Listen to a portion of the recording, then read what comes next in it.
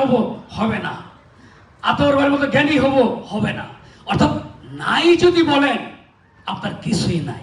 সুতরাং no excuse, আপনাকে positively ভাবতে হবে। কি ইয়েস আমার আছে। কি আছে? 1 লাখ আছে, 50,000 আছে, ইয়েস আছে। আমি সুস্থ আছি, ইয়েস অর নো? আমাদের কি আছে আমি সেটা দেখাচ্ছি আপনাকে। আপনি অন্যদের চেয়ে ভালো আছেন কারণ আপনি সুস্থ আছেন। কি মুফতি সাহেব, ইয়েস অর নো? যখন আপনি আছেকে ফোকাস করবেন, আপনার কি আছে সেটাকে ফোকাস করবেন, ডেভিড যে শার্টস বলেছেন, আপনার ডেভেলপমেন্টটা শুরু হবে। আর যদি আপনি মনে করেন আমার নেই, টাকা নেই, যোগ্যতা নেই, সামর্থ্য নেই, সম্ভব না, সমস্ত না আপনার মধ্যে চলে আসবে। সমস্ত না আপনার মধ্যে চলে আসবে। এই পৃথিবীর যদি মোটিভেশনাল স্পিকার এবং লেখকদের লিস্ট করা হয়, সবার আগে নাম থাকে একজনের, নেপোলিয়ান হিল। যে বইটা আমি প্রত্যেকটা জায়গায় বলি, উনি আজ থেকে 150 বছর আগে একটা বই লিখছে, থিঙ্ক অ্যান্ড গ্রো রিচ।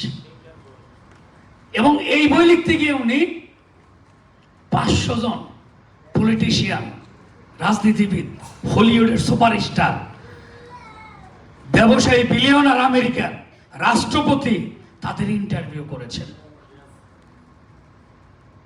চিন্তা করে, একটা বই লেখার জন্য উনি 30 বছর সময় দিয়েছে একটা বই লেখার পেছনে। এই বইয়ের জিস্টকে আমি একটু বলবো স্যার। এই বইয়ের জিস্টটা কি ছিল? উনি বলেছেন একজন মানুষ যা তার মনে ধারণ করে, লালন করে, সেটা এক সময় তার হয়ে যায়। কি বলেছে স্যার?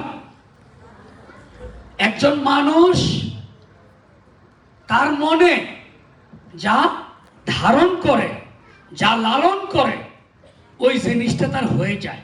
আজকে majestic hotel, resort, eco park, এই গল্প আমি শুনেছিলাম 10 বছর আগে এমডি স্যারের কাছে।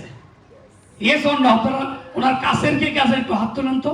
ওনার কাছের এই গল্প আমরা শুনেছিলাম 10 ইয়ার্স ব্যাক।